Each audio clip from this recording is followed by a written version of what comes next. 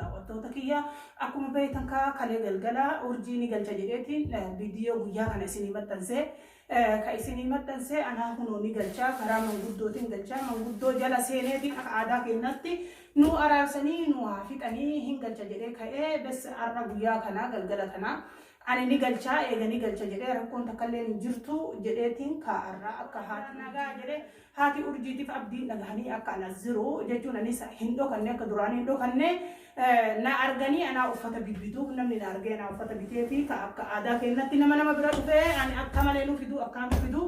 isii tana fidee anan mana kiyya kaahee qullaan galchuu intala durbaatii dubartiidha narri fatti qalbiin isiilee na cabxii jedhee anumaa qophaa'ee ni galcha jedhee shaantaa bitadhee ka'ee uffata isii itti guuree dadachaasee shaahii dhaabannee waliin dhuyne jedhee kun shaahii illee akkuma dhaabannee xiqqaadhuun isiin illee na biraa deemte shaahii dhaabannee anaaf isii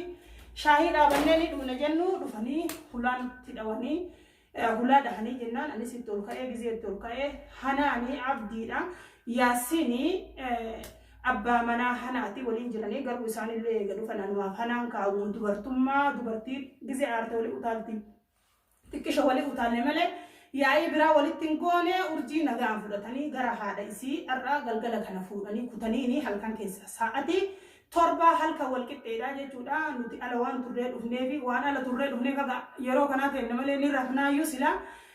urjiin kaa eega warra isaanirraa baate takka anaan addaan baaneen beeynu bakka tokko bullaa waliin nyaanna waliin dhuyna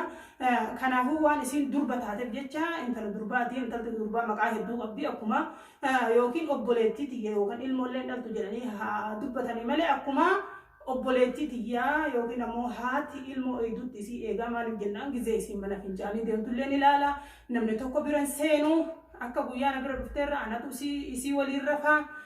yoo isiin hajamtes maal hajamte jedhee ana gaafata namni tokko akka guyyaa na bira dhufteerra rakkoon isiirra ga'ee jiru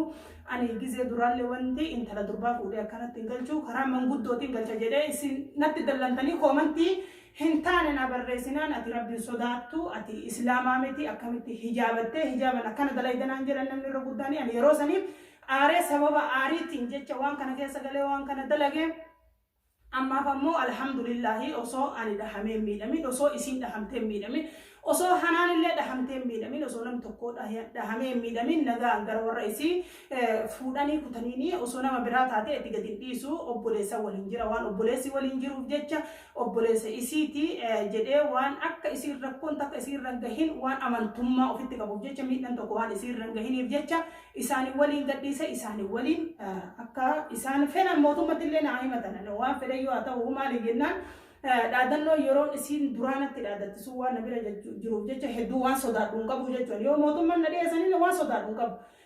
yoo ammoo manguddoon dhiyeessanii manguddootti ka dhiyaatu taatellee murtii heeraa fi seerri Oromoo qabuun fudhadhee akka fixannu maaliif jennaan as durallee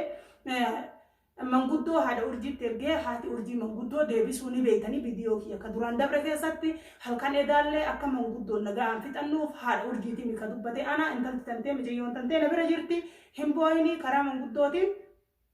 nagaan fixannee addaan gallaa ka jedheen ana akkuma jedheen daawwattootallee waadaa galatti kunoo shaantaan urjii kana jaayizee shaantaa urjii kunoo shaantaa haarawaa bitee fi kunoo waraqaan urraan cinne shaantaa haarawaa jechuudha shaantaa haarawaa bitee fi uffata isii bitee waan isii barbaachisu isii bitee isii mana dhiisee deemee bas gizee manaatti dhiisee deemu isii kophaa waan hin beekneef jechuudha xiqqishoo hin aartee garuu hin aariini ani si galchuu deemaa maaliif nan galchine yeroo hunda maaliif nan galchine naan jetti asi galchuraa'u isiin na galchi jennaan maaliif jennaan isiin umriin isiillee daa'ima jechuun aariin na fuusise malee isiin natti dhaadattee jennaan akkamitti maqaa baqattummaa natti ol dhooyti aniin tuni lammii Oromooti intala Oromooti baqadhee wanni biyya na baase biyya namaa keessa na jiraachisu rakkoo jireenya hawaasa biyya keenyaa yookiin ammoo rakkoo siyaasaa ta'uuf amala haa ta'u garuu aan biyya namaa keessa jiraadhu akkamitti daa'imni kaleessa asitti dhalatte biyya tana keessa jiraachuu hin dandeettu naan jettee natti dhaadatte jechaan na fuusise malee waan biraatii miti. Alhamdulillah haga waliin turrellee nagaa na bira teettee akka naamusa durbata akka eeganitti naamusaan eegee akkuma aadaa keenyatti akkuma safuu Oromoon dur qabdutti eegee amma immoo obboleessa fuudhee galuu kutanii anaaf hanaan ka wal ajjeemnu silaa rabbiin nama nu jidduu fidee sababa sanitti rabbiin nagaan addaan nu galche malee anaaf anaan akka walitti utaalluun akka walitti fiineen osoo abdiin nu jidduun jiraatiin abdiillee haa galatomu waan hamaalleen dubbanne hatta yaasin obboleessi isiillee waan dallansuun dubbanne osoo isaan ka waan dallansuu dubbatan taate anillee yookiin nama qabutti bilbiladhaa yookiin rakkoo biraattu bu'aa osoo rakkoon tokko jidduu teennatti hin argaminitti osoo namni tokko wal dhahee waliin madeessin anaan ka yeroo hedduu walitti dhaadannu sunillee eega harkaa wal bira geenne harkaa wal qabanne osoo ani miidhaa sirraan hin gahin osoo isin miidhaan irraan hin gahin nagahaan addaan nu qabanii addaan nu galchanii rabbiin nagaa jidduu teennatti haa buusuu yoo danda'ame manguddoon jidduu seenne ka fixannu fa'aat tahuu malaa yoo ka manguddoon fixanne taatellee gara fedhan mootummaallee yoo ka dhufan taate aadiidha yoo mootummaallee ka namni tokko nama ofirra jiru tokko maaliif jennaan isaanii yeroo duraa akka guyyaa irraa kana dhufanitti amma ani mana kiyya ka duraanitti deebi'ee jira jechuudha mana kiyya ka duraanitti bakka mana kiyya ka duraanitti deebi'eetti mana kiyya ka duraanitti natti dhufanii mana ani itti baqadhee jiru zamoona kana waan hin beekneef jecha har'a ammoo galgala har'aa waan isii deebisuuf deemu guyyaa boruu isii waan galchuuf deemu mana kiyyatti deebi'ee kun shaantan isii kana mana kiyya ka duraanitti deebi'ee mana kiyya ka duraan keessa jiru dhufanii eega dhufanillee rakkoon takka nu jidduun gallee alhamdulillaahi waliin dhooyine waliin miine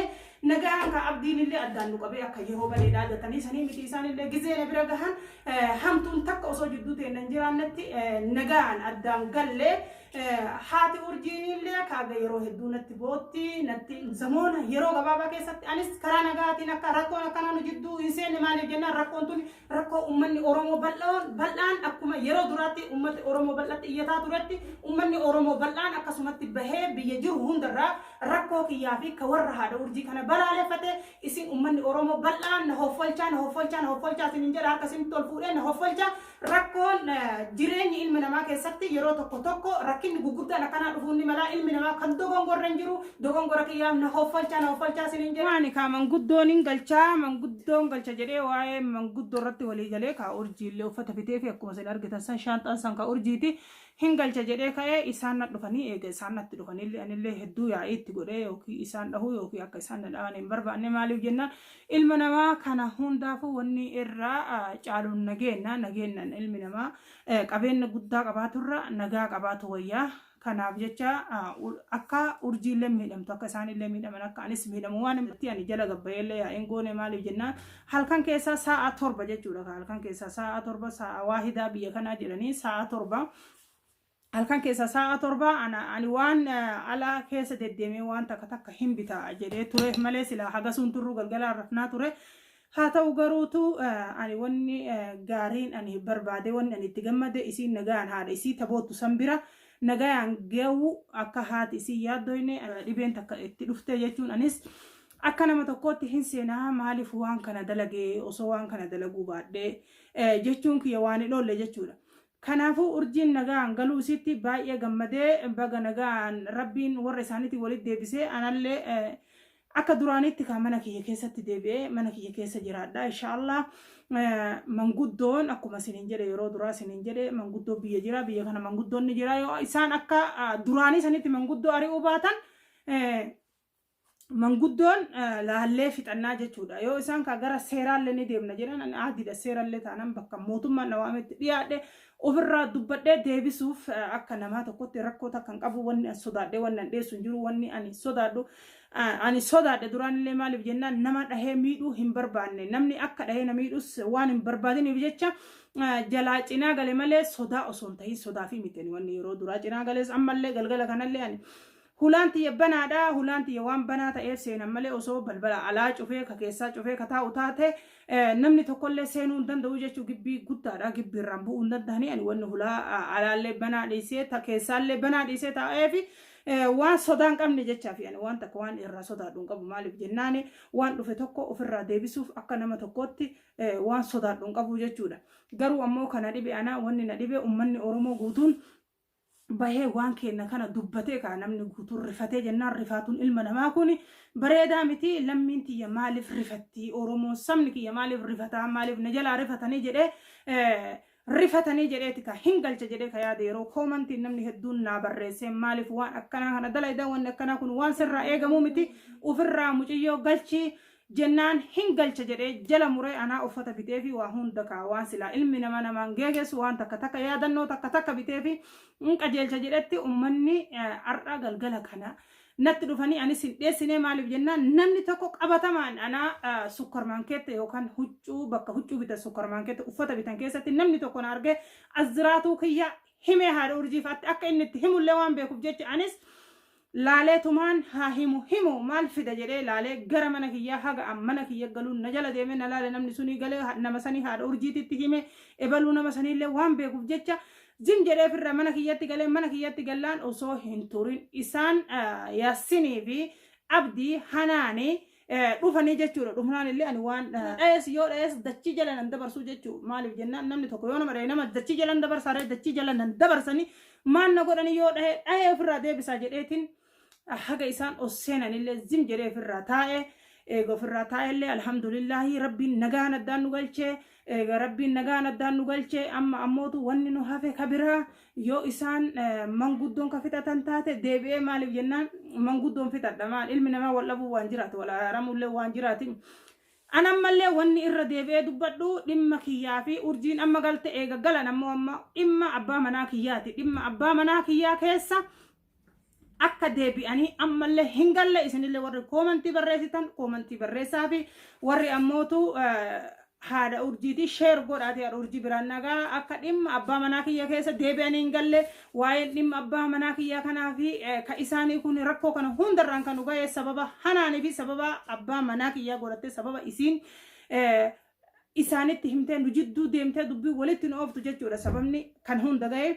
akka waa'ee abbaa manaa kiyyaa dubbii isaanii keessan galchine akka isaanis nagaan jiraatan akka anis nagaan jiraadhu jireenya keenya ka duraanitti deebine nu marti nu nagaan jiraadhu barbaada galatoomaa ulfaadhaa haga viidiyoo biraati walitti deebinutti asumaan nagaan naa turaa isiniin jedha yoo isaan ka manguddummaa fudhatan taate fi yoo ka manguddummaa didan taate illee deebi'ee ka isinii himu ta'a asumaan nagaan naa turaa isiniin jedha.